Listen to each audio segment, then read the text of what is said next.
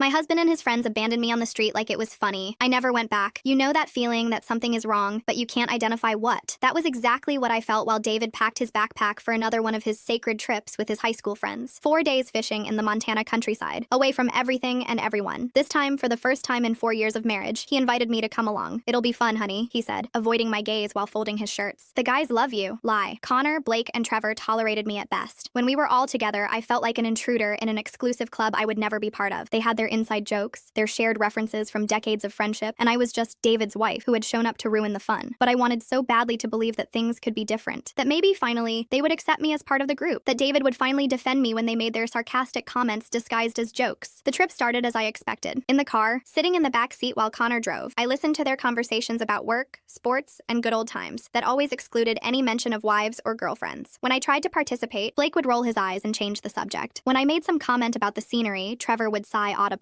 Mara, you're pretty quiet back there, Connor said, looking at me through the rearview mirror with that smile that never reached his eyes. You're not carsick, are you? I'm fine, I lied, clasping my hands in my lap. Oh, it's just that you look a bit pale. Maybe you shouldn't drink too much when we get there. You know how you get when you drink. I had never drunk too much in front of them. I didn't even drink much in general, but that was the dynamic. They created a version of me that justified their disdain, and David never defended me. Never. She's fine, David said, without much conviction. Leave Mara alone. Relax, man. I'm just worried about your wife, Connor replied, and they all laughed with that masculine laugh I had learned to hate. The cabin was on an isolated property, surrounded by mountains and trees. Beautiful, but completely disconnected from the world. No cell phone signal, no internet, just the 5 of us in nature. It should have been romantic, but I felt like a prisoner. During the next 3 days, the situation only got worse. They fished during the day while I stayed at the cabin, reading or trying to keep myself busy. When they returned, it was as if I were invisible. They drank beer, played cards, and told stories about people I didn't know. Remember when we went to that bar in Missoula and you almost fought that big guy? Blake asked Trevor on the second night. Man, I was so drunk I barely remember, Trevor replied, laughing. But David held me back before I did something stupid. You were always the most sensible one in the group, Connor said, patting David on the shoulder, except when choosing who to marry. Silence. I felt my face burn as I waited for David to defend me, say something, anything. But he just laughed nervously and changed the subject. Anyone want more beer? It was at that moment I knew. Not just that they hated me, but that David was embarrassed of me. His own wife was a joke among his friends and he allowed it. On the third night, while they played poker, I went out to the porch and cried silently. The sky was clear, full of stars I never saw in the city. For a moment, I wondered if it would be easier to simply disappear right there, walk into the forest, and never come back. Hey, are you okay? It was David, standing in the porch doorway with a beer in his hand. His eyes were glazed, but there was still a trace of genuine concern. I'm tired, I said, quickly wiping away the tears. I think I'll go to sleep. Want me to come with you? For a second, I thought he really cared. That maybe he recognized how his friends treated me and wanted to comfort me. You don't need to. I know you're having fun with your friends. They're good guys, Mara. You just need to get to know them better. Get to know them better? The anger I had swallowed for 3 days finally escaped. David, they treat me like garbage, and you sit there laughing along.